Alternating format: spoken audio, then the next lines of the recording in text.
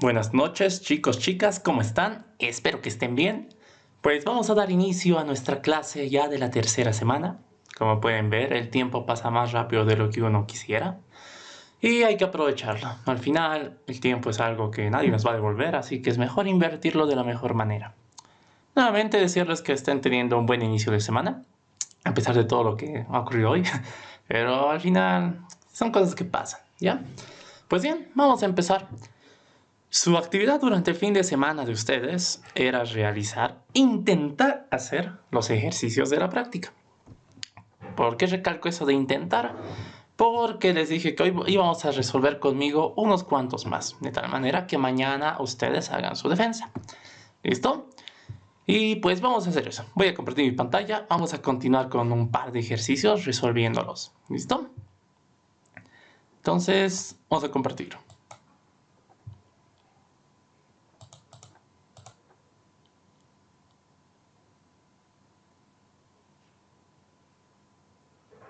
Ya. Entonces, ya estoy compartiendo la pantalla y estamos viendo la práctica. Si alguien lo puede ver, avisa. Estábamos en la práctica de la unidad 4, la cual era sentencias de control condicional if-else. Habíamos hecho dos ejercicios. Habíamos hecho el ejercicio 1 y el ejercicio 2. 1 y 2. Entonces vamos a continuar con nuestra resolución. ¿Listo? Y ahora sí, continuamos con la diversión. Ejercicio número 3. El 14 de febrero, día de San Valentín, es una de muchas fechas conmemorativas en el mundo. Esta fecha en particular es un recordatorio de la vida para Dariel, ya que es prueba y manifiesto de la soledad que debe soportar durante su vida. Fechas como el 21 de septiembre, por ejemplo, también son muy tortuosas para él. ¿Qué tienen en común estas fechas? Si lo ves bien, el valor numérico del día está formado por un número par y un número impar. Dado un número D, indicar qué tipo de día representa, según el siguiente criterio. Si está formado por un número par y un número impar, en cualquier orden, indicar que es una cruz de Dariel. Caso contrario, indicaremos que es un día normal. Condiciones de contexto, el día siempre va a ir desde el 1 hasta el 31, como máximo. Nunca te van a dar un día fuera de eso. Entonces, tenemos un par de ejemplos. Te dice, por ejemplo, para 21 es una cruz de Dariel, porque hay un dígito par y un dígito impar que componen a este número. Por otra parte, hay un caso bastante excepcional, que es cuando, ¿qué pasa si solo te doy un número de un solo dígito?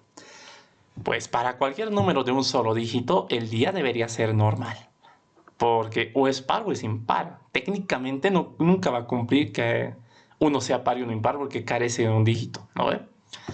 Por otra parte, tenemos el 30, que es cruz de Dariel. Recuerden que 0 es el primer número par. Entonces, también tenemos 11, que es un día normal.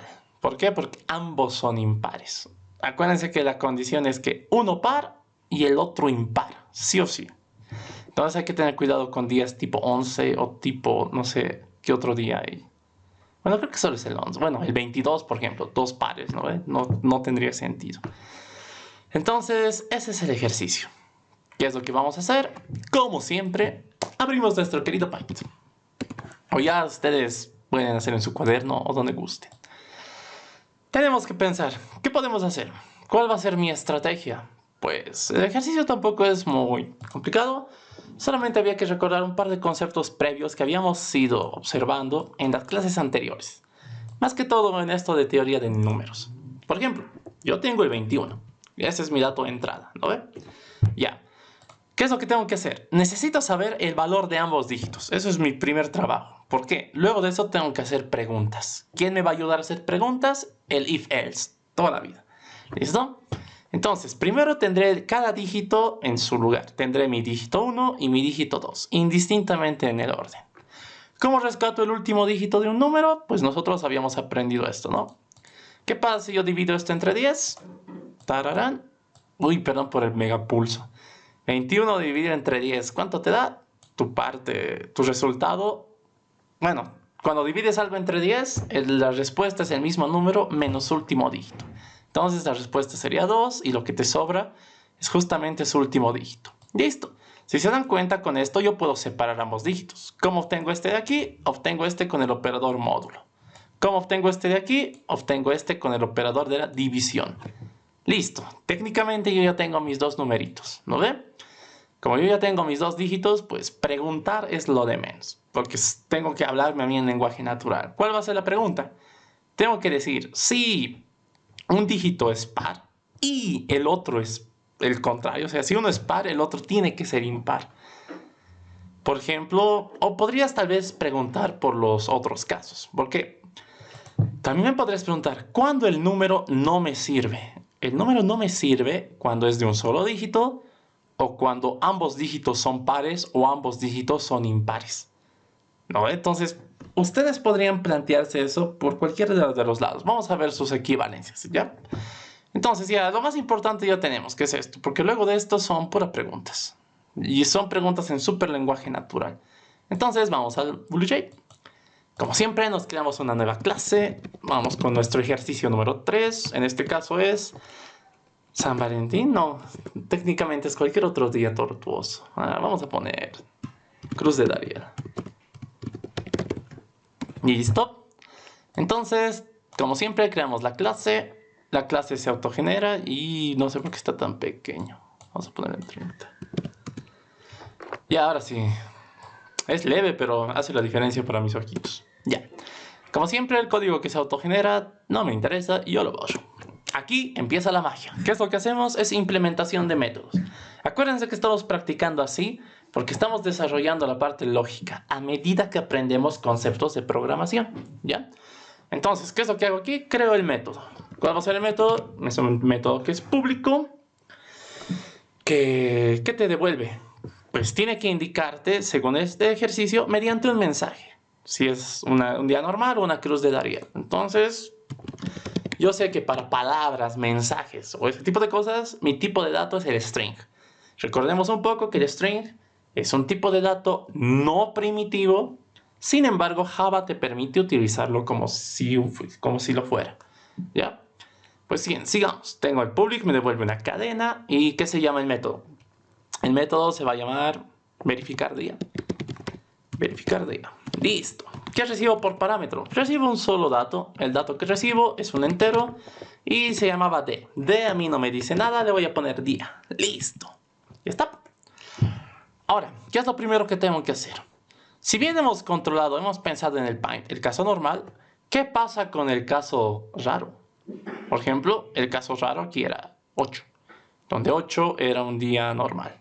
¿Ya? ¿Qué es lo que pasaría aquí? Nosotros hemos visto, ¿qué pasa si a 8 le aplico esta mi fórmula que yo he pensado? Si 8 lo divido entre 10, mi resultado, ¿cuánto sería? Pues me sobraría ese 8 y mi otro dígito sería 0. O bueno, mi resultado sería 0. Pero esto en teoría es como del 0 a la izquierda, ¿no ve? En teoría. Pero eso podría ser un poco complicado, porque entonces uno diría, si tengo un 7 que es un impar, y hago eso igual, me va a sobrar 7, que es mi último dígito, pero mi resultado es 0, y esto es par, esto es impar, y no tendría que ser así. Entonces, aquí nos estamos encontrando con algo interesante, que van a ver igual, van a conocer a futuro, que son casos excepcionales. Los casos excepcionales van a ser circunstancias bajo algún dato de entrada en el que tu fórmula no se aplica, pero el caso es único. Es por eso que lo controlas aisladamente. ¿Listo? Entonces, en algunos ejercicios se van a topar con cosas así, donde tú puedes pensar una fórmula bien bonita, ¿no? Para tus entradas, pero justo se da el caso de que hay datos de entrada excepcionales, ¿sí? Unos cuantos. Por ejemplo, en este caso, los datos de entrada excepcionales son aquellos que solo tienen un dígito, ¿no ve? Entonces yo de cierta manera sé cuáles son y por eso puedo controlarlos aisladamente. Entonces, esto es lo primero que voy a controlar. Mi primera pregunta normalmente, y para cuestiones de que no se compliquen la vida, siempre hagan que sean sus casos excepcionales, si es que los tuvieran. ¿Listo? Por ejemplo, en este caso yo voy a poner esto como primera pregunta. Yo voy a decir, si mi dato de entrada es de un solo dígito, entonces de ley yo te devuelvo que esto es un día normal. Me vale, no hago ninguna fórmula. Así de excepcional va a ser mi caso. ¿Listo? Pero como les decía, eso se piensa, o eso, bueno, llegas a esa conclusión analizando un poco la fórmula, ¿ya? Entonces, volvamos al código. Ya. ¿Perdón, alguien está hablando?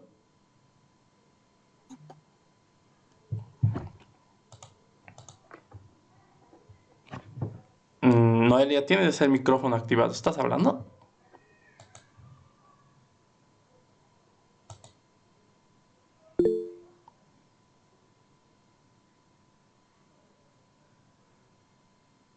Ya. No sé. Ya da miedo la actividad paranormal igual en las redes. Ya. Ok. Supongamos que era un error. Vamos a continuar. Estamos otra vez en el Blue Jay. Ya. Estamos otra vez en el Blue Jay. Y estamos verificando el día. ¿Qué es lo que tenemos? Hemos dicho, vamos a empezar con el caso excepcional. Pero antes de hacer eso, como siempre, como tengo que devolver una respuesta, string, respuesta. Esto nace vacío. Les dije, un string. Hola, ¿Sí? ¿Qué pasó?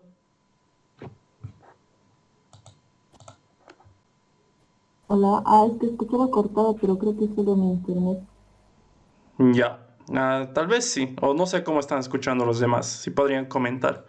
Aunque sea por mensaje. Para ver cómo están. Se escucha normal. Ya. Gracias. Gracias, Brian. Ya. Quizás es tu internet, Aleida. Suele pasar a veces que se lajea.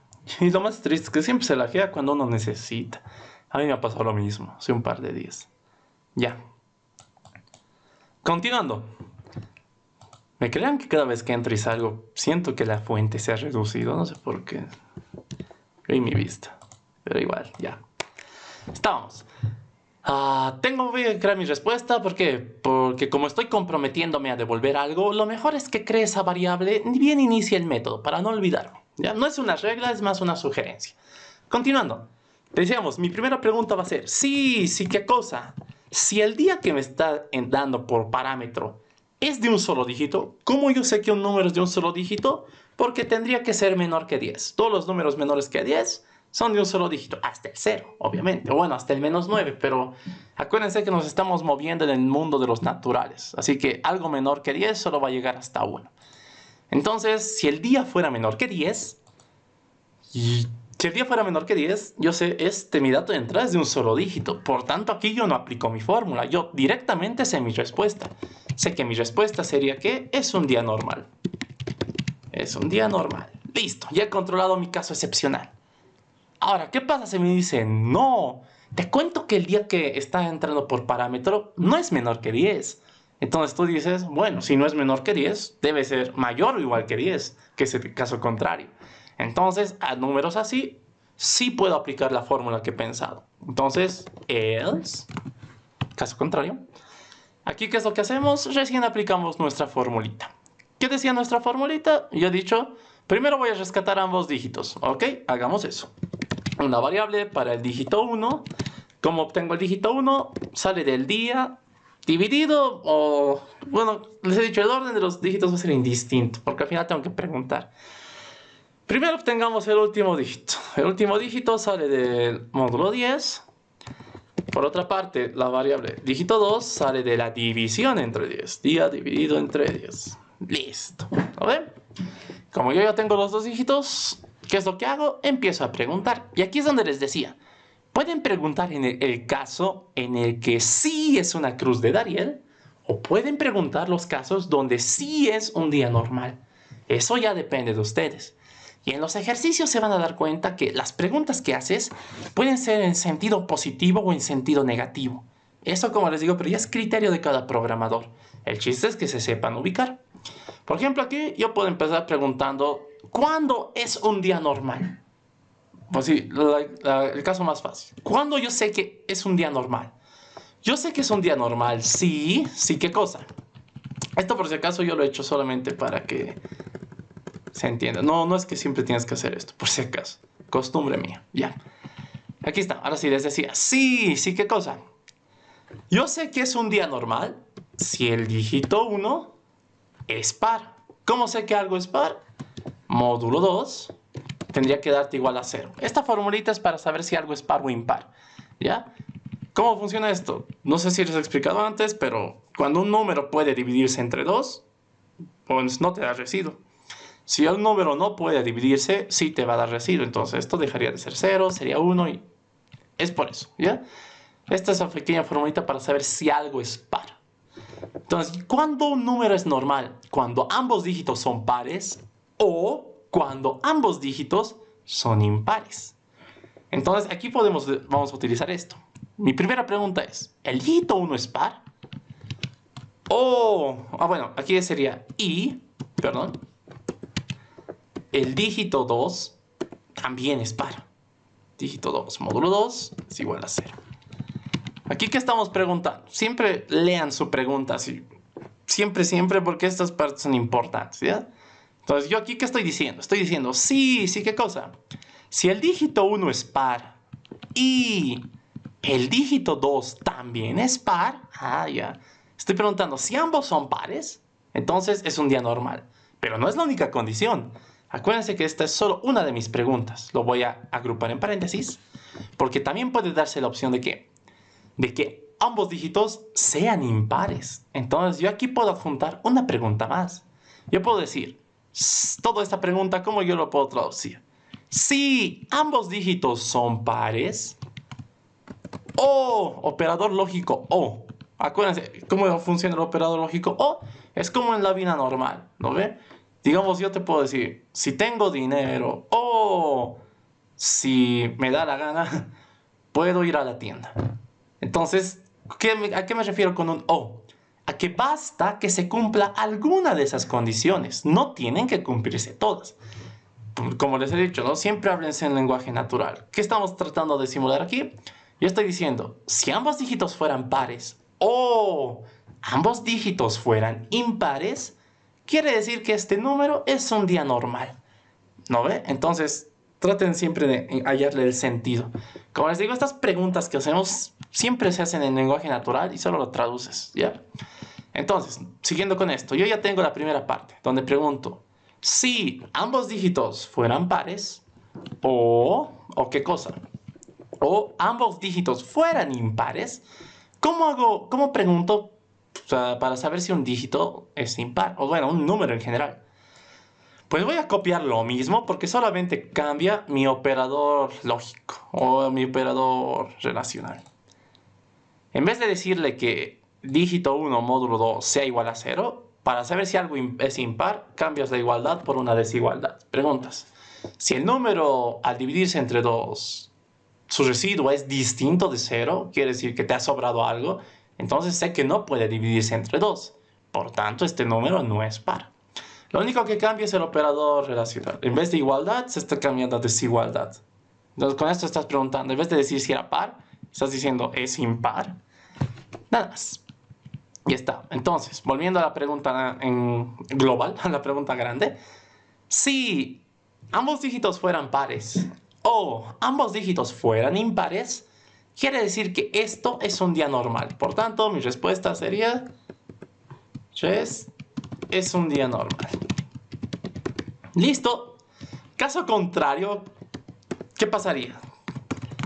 Si no se cumple esta condición, quiere decir que alguno es par o alguno es impar. ¿No ve? Porque no se han cumplido estas dos condiciones. Por tanto, aquí yo de ley sé que mi respuesta sería ¿qué cosa era el mensaje? Cruz de Dariel. Cruz de Dariel. Listo, eso sería todo.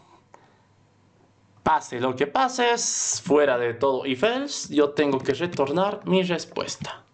Aquí me ha fallado esto, ya está. Ahora sí. Entonces yo ya tendría mi ejercicio, mando a compilar. La clase ha compilado y no hay errores de sintaxis. Hasta ahí la vida es feliz, pero nuevamente hay que verificar. Que compile es una cosa, que funcione es otra muy diferente. Así que siempre es bueno hacer la prueba. Nos vamos a salir.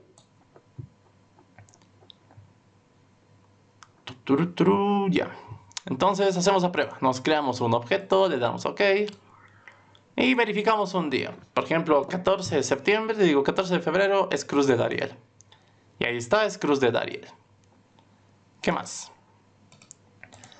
21 de septiembre es cruz de Dariel, es cruz de Dariel, listo. ¿Qué pasa con los de un solo dígito? Por ejemplo, 9. Eso es un día normal. Sí, efectivamente es un día normal.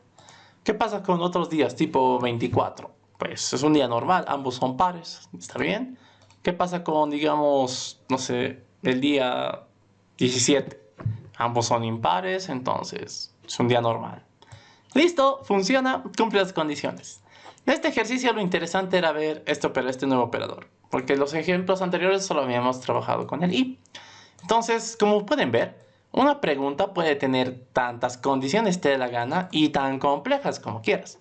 Sin embargo, cada pregunta, digamos, puedes tú separarlas en pequeñas preguntitas, ¿no ve? Entonces, estas cosas son con las que se tienen que ir familiarizando. Sin embargo, como han podido ver, no es que sean cosas que salgan de la nada, porque de estas preguntas han nacido en lenguaje natural. Lo único que hemos hecho ha sido traducir. Entonces, tampoco es, digamos, mayor complicación. Pues, continuemos. ¿Vale? Una consulta, Mande. Danilo. Sí. En el programa no es, o sea, no te dice nada de que la iniciación de las variables tienen que estar arriba, o ¿Cuál? es solo ergonómica. ¿En qué parte? O sea, sí. Cuando has colocado dentro del else, ¿Aquí? no, dentro del else el ¿Esto? integer, sí, exacto. Ah, ya. ¿Eso puede quedar colocado arriba o se puede colocar nomás? No, aquí no te va a reñir porque, mira, ¿sabes cuándo te reñiría? Si es que intentaras usarlo aquí afuera. Algo que no hemos tomado o no hemos recalcado mucho, pero aprovecho para explicarles. Cuando tú creas una variable, imagínense aquí tu variable 1, digamos que va a ser esto. ¿Qué es lo que pasa? Las variables, recuerden que son contenedoras, son espacios en memoria. Entonces, nacen en algún punto. Por ejemplo, en este caso, esta variable está naciendo dentro del bloque del método. ¿Ya?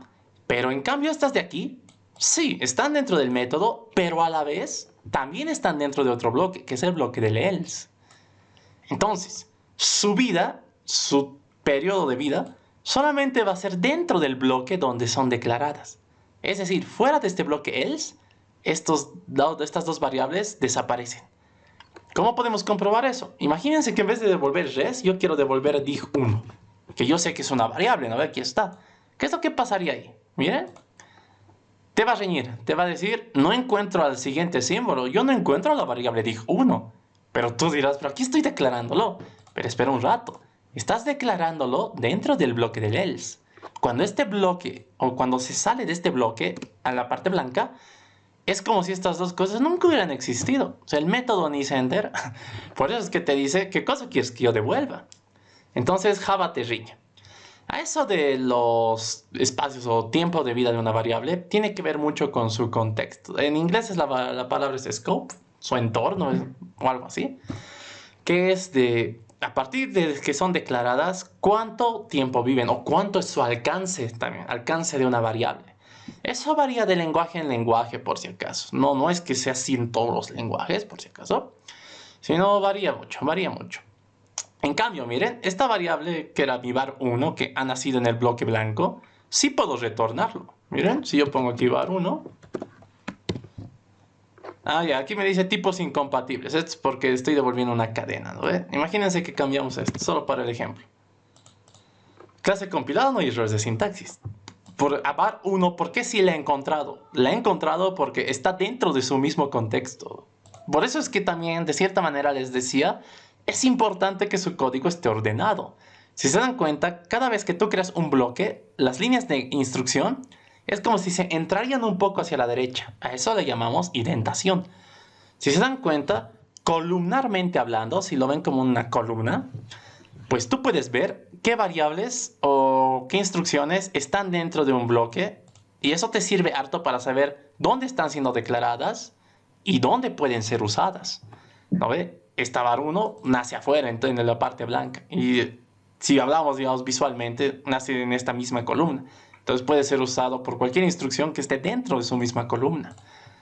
En cambio, esto que está más adentro no puede ser usado por alguien de más afuera. ¿No ve? Entonces tengan esos pequeños cuidados, ¿ya? Pero ojo, eso es porque lo estoy creando aquí adentro. Miren dónde estoy creando, porque aquí estoy creando e inicializando. También podría darse este caso, digamos, que tú lo crees afuera, tengas aquí un int dig1, pero tú dices, yo no sé qué es, solo lo declaro. Y aquí adentro solo haces una asignación. Nuevamente, ¿dónde está naciendo la variable? La variable nace en la parte blanca. Entonces, cualquiera que esté dentro de esa parte blanca lo va a poder usar. ¿Ya? Aquí adentro solo estás haciendo una asignación, no estás haciendo nada más. ¿Listo? En este caso, pero si pusiéramos retornar dig1, tampoco va a compilar. ¿Saben por qué? Eso te da otro tipo de error, que es un error interesante. Miren, les voy a mostrar. Te dice, la variable dig1 no ha sido inicializada. ¿Por qué te da este error? Como solo lo estás declarando, cuando tú declaras una variable, le estás diciendo al lenguaje, en este caso Java, reserva espacio en memoria. Va a existir un dato. ¿Cuál es el dato? No lo sé todavía. Pero por si acaso, reserva espacio. Pero es como si estuviera esperando un valor. Nunca sabe qué valor. Entonces, es por eso que no puedes devolver una variable que solo ha sido declarada. Te da ese error porque te dice, perdón, pero esto no está inicializado. ¿Qué cosa voy a devolver? Pero eso, pues ustedes dirán, pero aquí le estás dando un valor. ¿Por qué te estás riñendo? Eso es porque Java entiende lo siguiente. Java sabe que dig1 va a ganar valor solo si entra el else. Pero ¿qué pasa si entra el if? dig1 en la parte del if no tiene ninguna asignación. Por tanto, dig1 se queda igual, se sigue quedando sin inicializar. En cambio, miren qué pasa si le decimos, aquí solo para el ejemplo, que dig1 sea igual a 5. Solo para el ejemplo. Si se dan cuenta, aquí, siguiendo las secuencias, las sentencias, ya sea que entra el if o ya sea que entra el else, hay una instrucción que le da un valor a dig1. Java va a entender eso. Es como si Java dijera, ya, pase lo que pase, sé que dig1 va a ganar un valor. Por tanto, sí, puedes devolver porque sé que a futuro, aunque no esté naciendo inicializado, sé que al ejecutar todo el programa, en algún momento voy a llegar a tener valor, sí o sí. No importa que me vaya al if, no importa que me vaya al else. En este caso, sí te va a compilar. Como pueden ver, Java entiende esas cosas, ¿no ve? En cambio, cuando esto faltaba, o imagínense que borramos esto de aquí. Aquí, por ejemplo, te va a volver a reñir. Te va a decir, la variable dig1 no ha sido inicializada. ¿Y por qué es eso? Nuevamente, ¿no ve? Porque dices, aquí se declara, pero solo está ganando valor aquí. Ya no estaba ganando valor aquí. Java entiende eso. Dice, no puedes hacer eso. Entonces, como les digo, es interesante, ¿no? Cómo te ayuda igual el mismo compilador de Java o el mismo analizador sintáctico de Java. Cómo entiende algunas cosas. Entonces, eso con respecto a variables, creación de variables y alcance de variables, ¿ya? Cuando nace dentro de un bloque, su alcance es solo dentro de ese bloque. ¿Listo? Eso en términos generales. Cuanto más adentro de un bloque nazcas, los bloques que estén más afuera de ti no pueden utilizarte, porque técnicamente nunca se enteran de que has nacido. Algo así, ¿ya? Entonces tengan cuidado con eso. Esto vamos a volver, ya no me acuerdo ni cómo está el programa. Creo que era así. Ya. Aquí devolvíamos una cadena. Y aquí retornábamos res. Ya está. Otra vez nuestro programita. Bonito, compacto, entendible y nos sirve para bastantes conceptos, como han podido ver, como esto de declaración de variables. Pueden declarar una variable en el bloque que les dé la gana, eso no se olviden, pero solo pueden utilizarlo máximo dentro de ese bloque. Los bloques de afuera no conocen a las variables de adentro. Tengan cuidado con eso. Y eso sería nuestro ejercicio 3. Ya está. Volvamos a los ejercicios. Uy, el ejercicio número 4. Este es bonito. Vamos a leer. Y sí, yo creo que en media hora lo podemos hacer. Te dice: los semáforos juegan un papel muy importante dentro de la ciudad.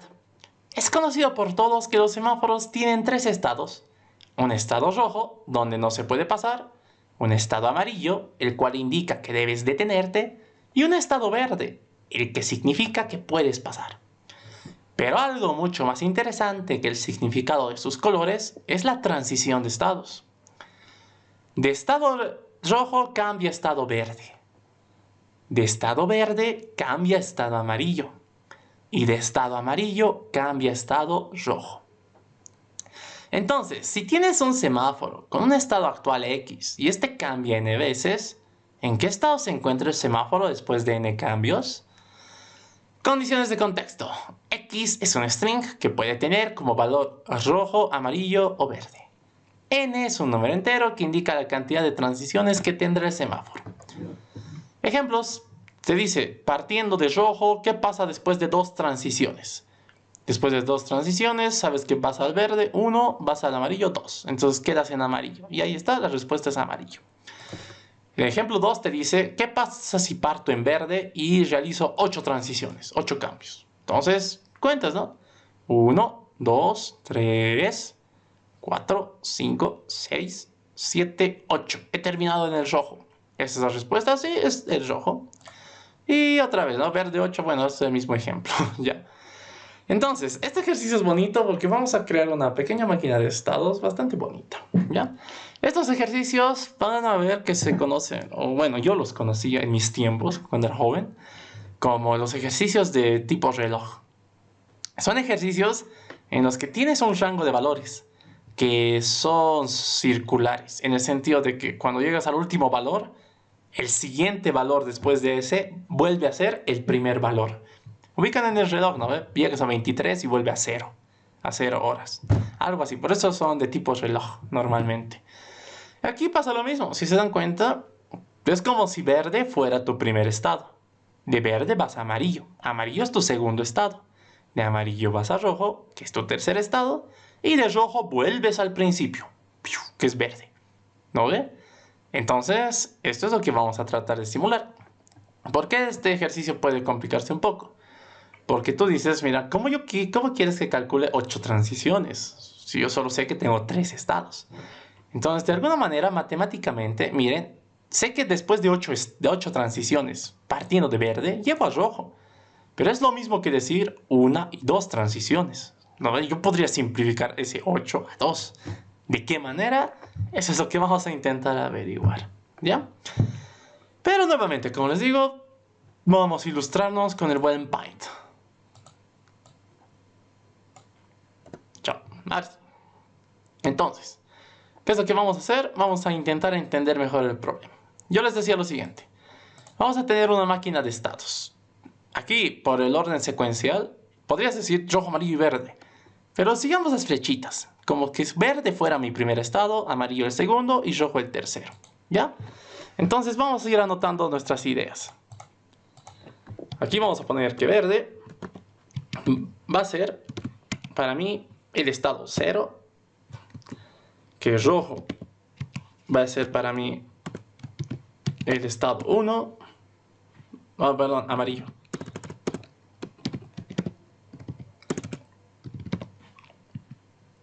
Y por último, rojo va a ser para mí el estado 2. ¿Ya? Esto es importante porque vamos a ver si funciona lo que estamos pensando. Yo le estoy asignando valores numéricos a mis palabras literales. Cuando tú haces algo de este estilo, normalmente se dice que estás creando una máquina de estados, donde estás buscando equivalencias entre dos valores que son de naturalezas diferentes, aunque podrían ser tal vez de la misma naturaleza, y estás intentando de alguna manera simplificar sus rangos, sus dominios, ¿ya? En este caso, ¿por qué estoy haciendo esto? Vamos a hacer la prueba lo siguiente. ¿Qué pasa si a mí me dicen... ¿Dónde está? Tararán, tararán. Ya. ¿Qué pasa si me dicen... Si mi estado original fuera, por ejemplo, el verde, y yo hago una transición, ¿a qué estado cambio? Cambio al amarillo, ¿no ve? ¿Qué pasa si hago 2 transiciones? Yo cambio al rojo. Sí, está bien. 0 más 2 te da 2 y 2 es equivalente a rojo. Bien. ¿Qué pasa si te dice que no haces nada? Pues te quedas donde estás, no sumas nada. Pero ahora aquí viene lo interesante. ¿Qué pasa si te digamos, tú estás en verde y te dicen, de verde tienes que ir tienes que hacer 1, 2, 3 transiciones. De verde, haciendo 3 transiciones, vuelves al mismo verde. Pero tú, ¿cómo sabes eso? Porque tú dices, yo no tengo un tercer estado. Bueno, yo tengo el estado 0, 1 y 2, que es verde, amarillo y rojo. Entonces, en este tipo de ejercicios, el operador módulo es el que más valor va a obtener, es el que gana fuerza. ¿Por qué? Vamos a tener una fórmula como la siguiente. Yo, para saber en qué estado estoy terminando a partir del inicial, primero tendría que saber, ¿no? Lo que me dan a mí es tu estado inicial en forma literal. Como me lo dan en forma literal, yo esto tengo que saber cuál es su valor que yo le estoy dando. Por ejemplo, aquí era rojo, ¿no ve? Y rojo para mí es el estado número 2, es el valor numérico 2. El ejemplo me decía, realiza 2 transiciones a partir de rojo, ¿ya? Y eso debería darte como respuesta amarillo. ¿Por qué? Porque de rojo es 1, 2, llegas a amarillo. Pero en términos de mis estados, ¿cómo yo de 2 puedo llegar a 1? De la siguiente manera. ¿Tu estado actual cuál es? Rojo. ¿Cuánto vale rojo? Vale 2. Más. ¿Cuántas transiciones quiere que haga? Quiere que haga 2. ¿Listo?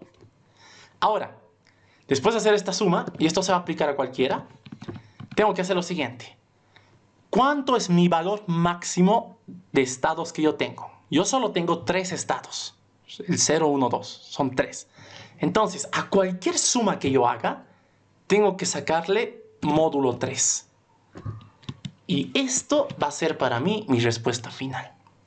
Hagamos la prueba. 2 más 2, ¿cuánto me da? Me da 4. 4 dividido entre 3, ¿cuánto te sobra?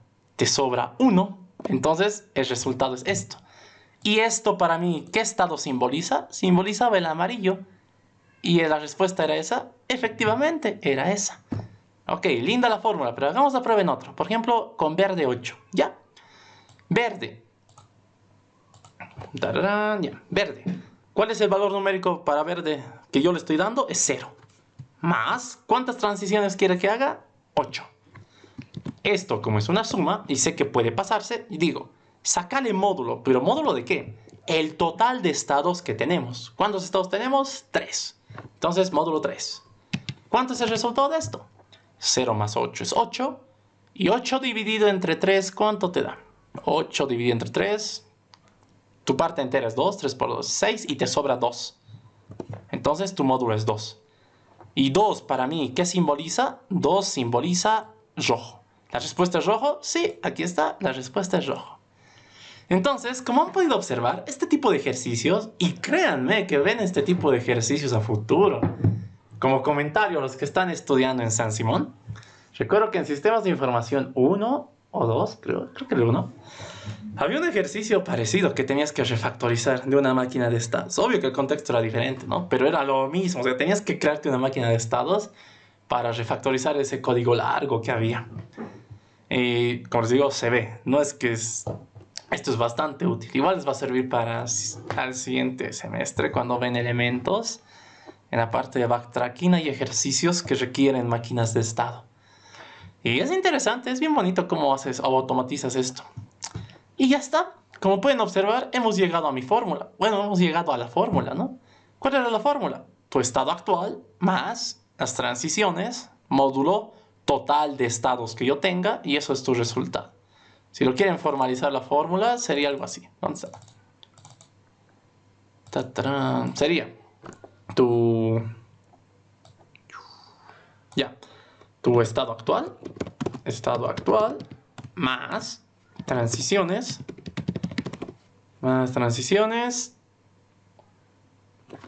esto está entre paréntesis, tararán.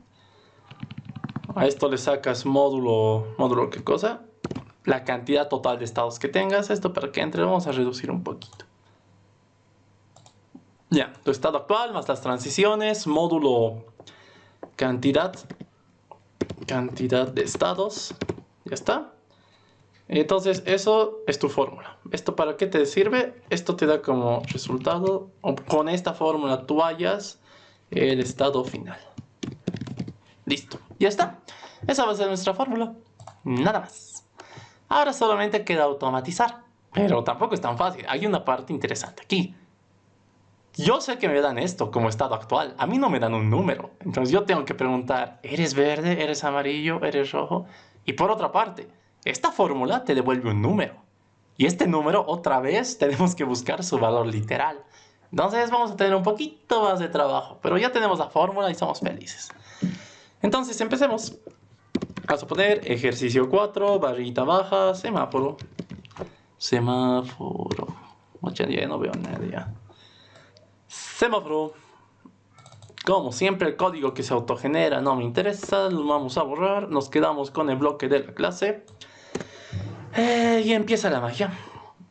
Ponemos un método que es público. ¿Qué me devuelve? Este ejercicio particularmente me devuelve un mensaje. Sí, me tiene que devolver mediante mensaje el estado final del semáforo. Entonces me devuelve una cadena que se va a llamar el método, pues no sé, estado final, algo así. Verificar estado final, algo así. Pónganle un nombre bonito. ¿Qué recibo por parámetro? Recibo dos parámetros. Recibo una cadena que es el color actual, y recibo un entero que es la cantidad de transiciones, ¿ya? Entonces yo lo voy a llamar cambios. Es más cortito de escribir, ¿ya? La cantidad de cambios de color que tengo que hacer. ¿Cuántos cambios realiza este semáforo? Listo, ya está. Luego de esto, ¿qué sigue? Pues el protocolo de siempre. Nos creamos nuestra variable respuesta, nuestro string res, que va a ser igual a qué cosa. Pueden hacer vacío. Aún no tengo una respuesta clara. Desde aquí empieza el algoritmo. ¿Qué es lo primero que hay que hacer? Según mi fórmula, todo esto va a funcionar, pero primero tengo que hacer esto. ¿Ya? ¿Qué es esto? Tengo que, a partir del color actual, encontrar su valor actual. Es muy diferente el color que el valor. Entonces vamos a hacer eso. Voy a necesitar una variable que se va a llamar valor actual. Por ahora no sé qué tiene. Miren, aquí lo estoy declarando. Tengo que ir a hallar su valor. ¿Cómo voy a hallar su valor? Con preguntas. Yo voy a decir, sí, ¿qué cosa? Yo digo, si el color actual fuera igual a la palabra rojo, o por lo que ustedes quieran empezar, digamos verde. Y ojo, ¿no? Aquí el ejercicio te dice, sí, yo te garantizo que siempre la cadenita va a ser el color en minúscula. Entonces, por eso estoy preguntando así, ¿ya? Si el color actual fuera igual a verde, entonces, ¿qué es lo que yo hago? Yo sé que para verde, el valor actual que lo representa es el estado 0. ¿Listo? ¿Qué pasa si me dicen, no, te cuento que el color actual no es verde? Y tú dices, ni modo, entonces puedes decir else. Como no es verde, puede que sea rojo o amarillo. Preguntaremos por alguno. Entonces tú dices, sí, ¿qué cosa? Preguntas por la otra posibilidad. Si el color actual fuera, bueno, si no es verde, tal vez es amarillo. Entonces preguntas, si el color actual fuera amarillo, ¿cuál va a ser tu valor actual? El valor actual para amarillo, yo he dicho que para mi máquina de estados va a ser el 1. Valor actual va a ser igual a 1. ¿Qué pasa si te dice, no, te cuento que tampoco es amarillo? Entonces, si no es verde y tampoco es amarillo, de ley tiene que ser rojo. Entonces este else ya no requiere una pregunta, porque es el valor que te resta. Tú dices, si no es verde, amarillo, es rojo, y para rojo el valor actual es el número 2. Listo, ya está. Con esta con esta estructura, con estas sentencias if else, lo primero que estoy haciendo es hallar el valor numérico del color que me están mandando. Ese valor numérico es algo que yo me he creado para realizar una máquina de estados. Aquí está. Siguiente paso. Aplicar la fórmula. ¿Ya? ¿Cuál es la fórmula? Yo necesito hacer lo siguiente. Fuera de los if else, yo voy a tener una variable que se va a llamar estado final. Estado final. ¿Ya? O pueden también poner, para que sea concordante a lo que estamos haciendo, podrían ponerle valor final. ¿Ya? Esto va a ser igual a que aplico solamente la fórmula. ¿Cuál era la fórmula? El valor actual más, ¿qué cosa? La cantidad de transiciones, que en este caso se llama cambios. Cambios. Todo esto le sacaba el módulo del total de estados que tenga. En este caso solo tengo 3. Entonces es módulo 3. Y ya está. De esta fórmula salía el valor final. Pero ojo, hasta aquí solo tengo un número. Yo, para mi respuesta, necesito otra vez hallar qué color es. Entonces, vuelvo a hacer preguntas. Pero esta vez van a ser preguntas al revés. Van a ser, sí, ¿qué cosa? Si el valor final que acabo de calcular fuera igual a 0, quiere decir que si se ha quedado en 0, para mí 0 representaba el color verde. Entonces mi respuesta va a ser igual a verde. Listo. Caso contrario, si el valor final no fuera 0, dices, entonces puede ser 1, puede ser 2. Preguntemos por alguno. En este caso vamos a preguntar, si el valor final fuera igual a 1, quiere decir que mi respuesta es amarillo. Listo. Y por último, si no es 0 y si no es 1, de ley tiene que ser 2. Y el valor número 2 para mí simboliza el color rojo. Listo. Nada más, pase lo que pase, retornamos... Uy, ¿qué es eso? Retornamos la respuesta. Ya está. La clase ha compilado y no hay errores de sintaxis. Pero antes de hacer la prueba, algo que quiero acotar. Cuando estamos haciendo esta pregunta, no es correcta la manera en la que la estamos haciendo. ¿Por qué? El operador de comparación doble igual solo te sirve para comparar valores de tipos de datos primitivos. Y recordemos que el string no es un tipo de dato primitivo, es un tipo de dato compuesto, es un objeto, ¿no ve? Es la clase string y nacen objetos que representan mis cadenas. Entonces, si tú haces esto, ocasionalmente te va a funcionar, pero no siempre. Si tú haces esto toda la vida, vas a tener errores porque no está comparando dos valores. Va a estar comparando a veces referencias de memoria o valores de variables ya inicializadas. Eso es raro. Como les digo, el doble igual es para comparar valores de tipos de datos primitivos. Porque si lo utilizas aquí, lo que estás preguntando es, ¿la dirección de memoria de la variable color actual es la misma dirección de memoria que el color verde? O sea, técnicamente estarías preguntando eso. Porque recordemos que esto, si bien es un valor, pero es un valor que va a asumir un objeto. Entonces es un poco complicado. Yo, para que no se pierdan al principio, pues lo he dejado así. La idea es preguntar si esto es igual a este otro. Pero la manera correcta, y como vamos a ir manejando cadenas, si es que necesitamos hacerle preguntas, va a ser la siguiente. Los objetos, bueno, toda clase, cuando tú creas, normalmente debería tener un método que le permita compararse con otros objetos de su misma naturaleza. Ese método normalmente se llama el compareTo. Sin embargo, el string tiene algo un poco más fácil, y normalmente igual muchas clases, objetos lo tienen, que es el método equals. El método equals lo que te permite saber si algo es igual a otra cosa, pero eso solamente a nivel objetos, ¿ya? Entonces, en este caso no es algo que tengamos que crear, es algo que ya existe. ¿Cómo lo utilizamos? En vez de usar esto, yo digo lo siguiente. Sé que color actual es una variable de tipo string. Por tanto, como es de tipo string, yo sé que esto es un tipo de dato compuesto, no es un tipo de dato primitivo. Entonces, este objeto puede invocar métodos. ¿Cómo invoco un método? Les adelanto.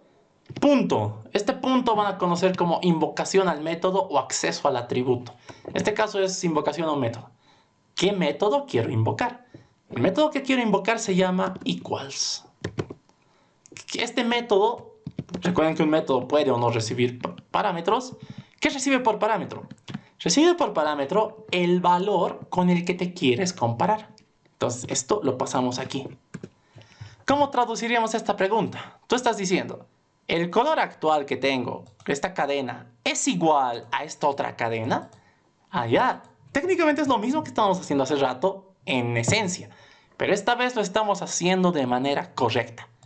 Como un string no es primitivo, la manera correcta para compararlo con otros de su naturaleza, con otras cadenas, es mediante su método equals. ¿Listo? O mediante el compareTo, pero en este caso con el equals somos felices. Entonces, vamos a hacer este pequeño cambio igual aquí. Como les digo, esto es solo para evitar errores. ¿Te va a servir? Sí, ocasionalmente te sirve dejarlo con el doble igual. pero no toda la vida y eso puede ser un dolor de cabeza. Así que yo prefiero enseñarles bien, ¿ya? Entonces ya está, es un pequeño cambio. ¿Por qué? Porque ese es un string y un string no es primitivo. Así que la manera correcta de hacer sus preguntas es con su método equals. Ya está. El único cambio. Porque aquí, pues, el valor final es un entero. Esto es un tipo de dato primitivo, entonces normal te va a funcionar esto. No hay problema. Esto como un pequeño detalle, solo para que tomen en cuenta, ¿ya? Ahora sí, ha compilado, hagamos la prueba. Tengo el semáforo, nos creamos un objeto de tipo semáforo, clic derecho y verificaremos estados. Entre comillas dobles, le paso un color actual. El primer ejemplo que me acuerdo era que era verde y hacía 8 transiciones, ¿ok? Y te dice, he terminado en rojo. ¿Eso es correcto? Sí, miren, de verde 8 terminas en rojo. Ahora, otro estado raro era que partiendo en rojo, si hago 2 cambios, tendría que terminar en amarillo. Hagamos la prueba. Entonces, aquí otra vez. Verificamos estado, entre comillas dobles, le pasamos rojo. Y le digo, quiero que hagas 2 cambios. ¿Ok?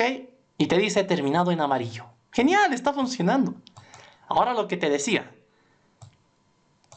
¿Qué pasa si, digamos, yo parto en un estado, en cualquiera, en el que ustedes quieran, digamos en rojo, que es mi máximo estado, y yo hago 3 cambios, 1, 2 y 3. Técnicamente vuelvo a mí mismo, ¿no ve?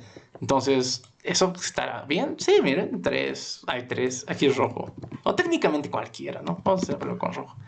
Rojo 3 te va a decir, has vuelto al rojo nomás. Sí, está bien, tiene sentido, ¿no ve?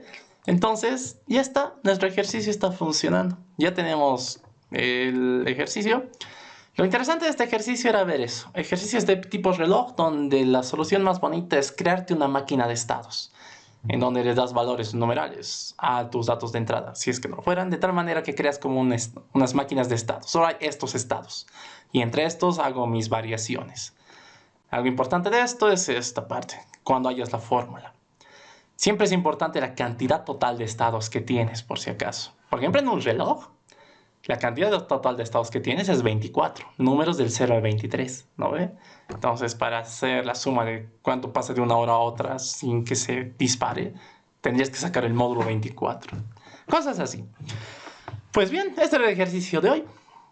Bueno, hemos podido hacer 2 ejercicios bastante bonitos. Este era el más complicado, de hecho, el ejercicio número 4. Era el que era un poco más desafiante, para que ustedes lo entiendan. Pues bien, hasta aquí va a quedar la clase de hoy. Ya va siendo hora. Los otros 6 ejercicios son para que ustedes se diviertan. El día de mañana va a ser su defensa de prácticas. ¿Listo?